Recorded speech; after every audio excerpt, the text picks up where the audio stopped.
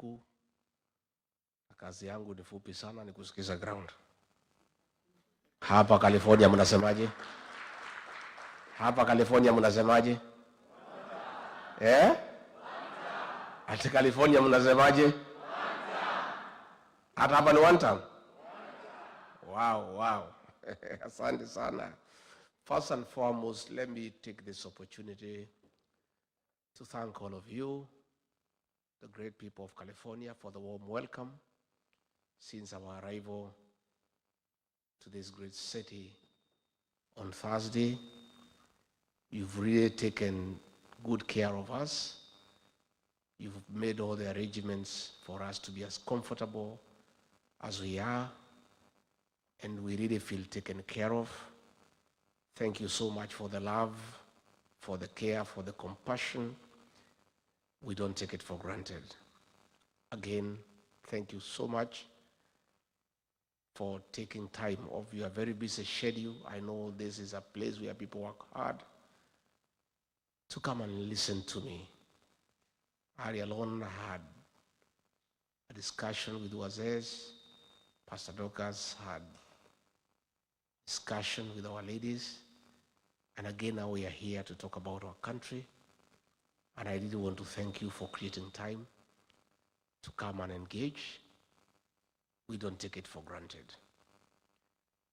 My leadership strategy for me to be effective and to be a good leader is by the slogan of our party, DCP, listen to Kenyans.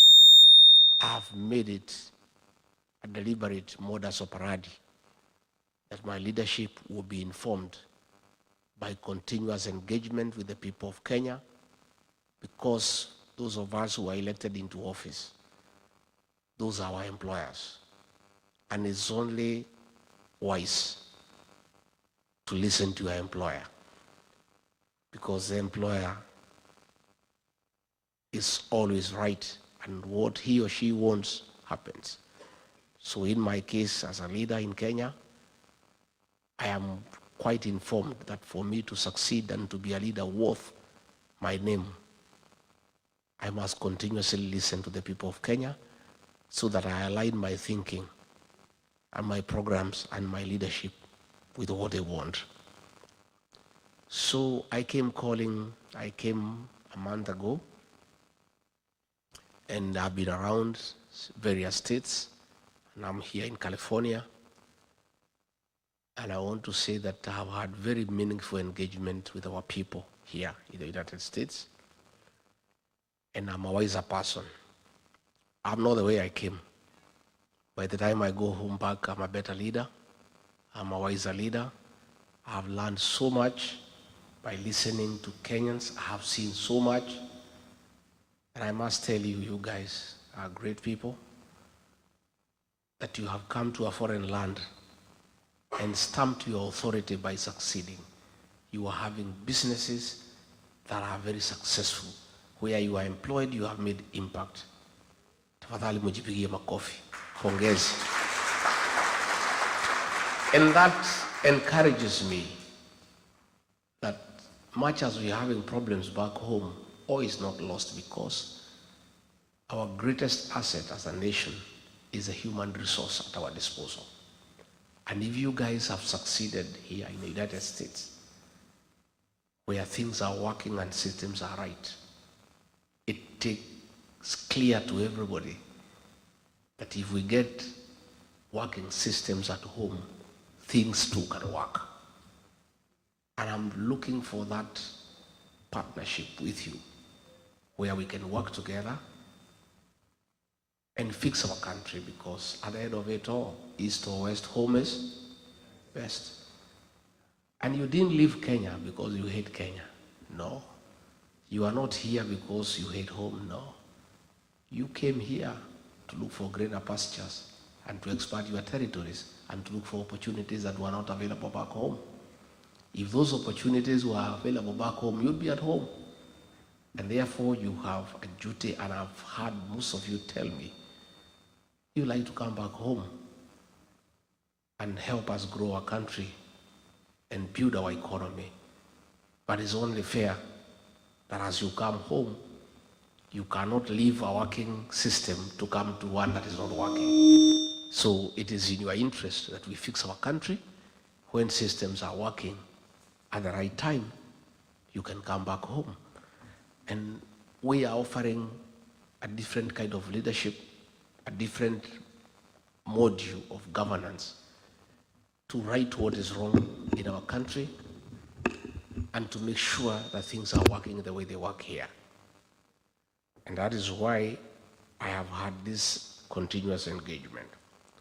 Before I explain to you what I think we can do together as our people from the diaspora and we as a new administration in Kenya for the benefit of our country, let me first bring you to speed of what is going on back at home.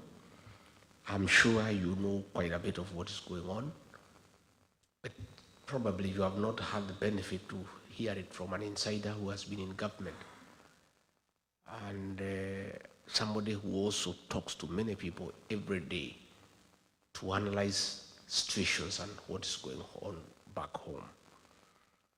What is going back at home is that the president we elected, most of you, ourselves, we campaigned for him, has turned against the people of Kenya and become a dictator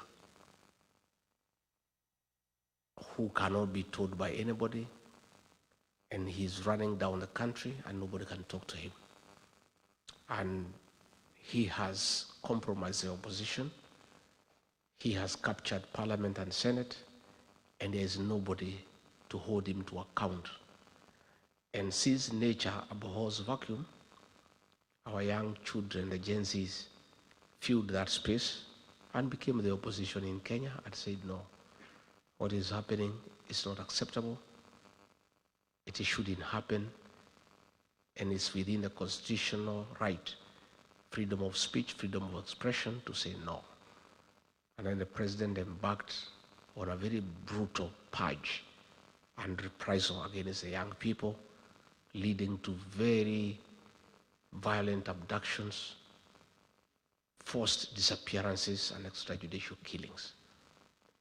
And as a result, in the last 2 years, many young people between the ages of 12 up to 24 have been killed. Others have been maimed. Others have disappeared. They are not known where they are.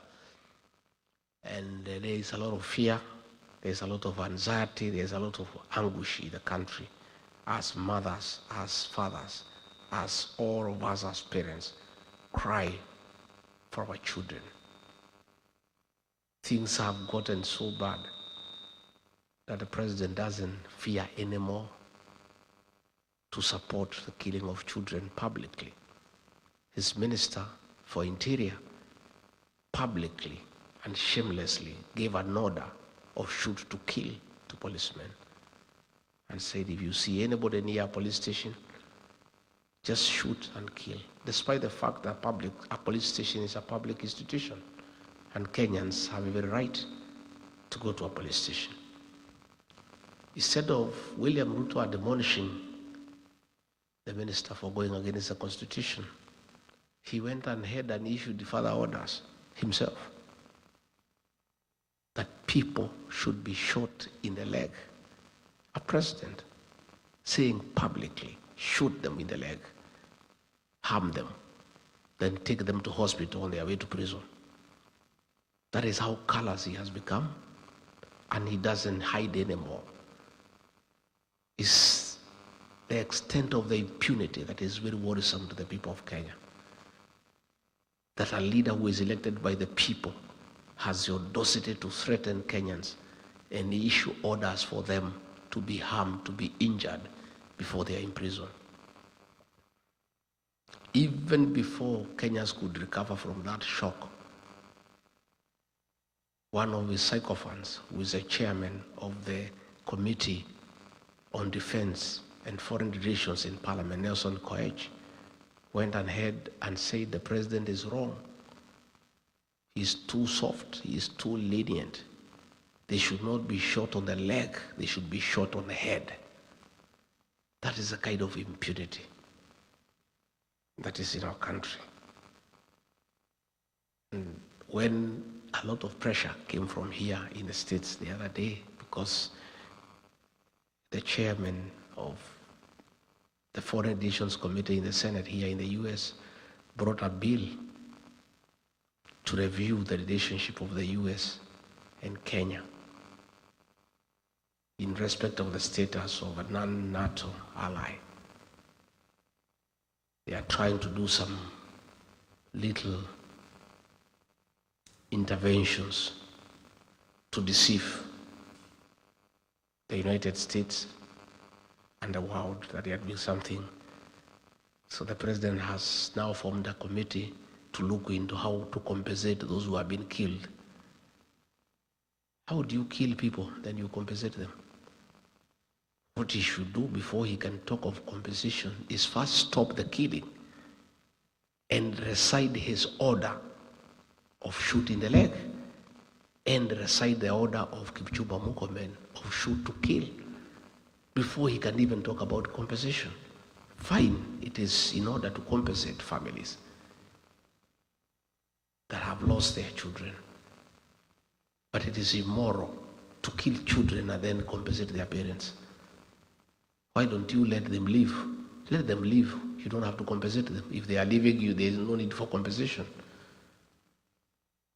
So the president needs to admit liability, apologize to the parents and to the people of Kenya, recite his order on shooting the leg, countermand his minister on shoot to kill, then we can discuss compensation. But you cannot pretend you are compensating people who have lost their children and you have not yet recited the order that you gave for them to be shot.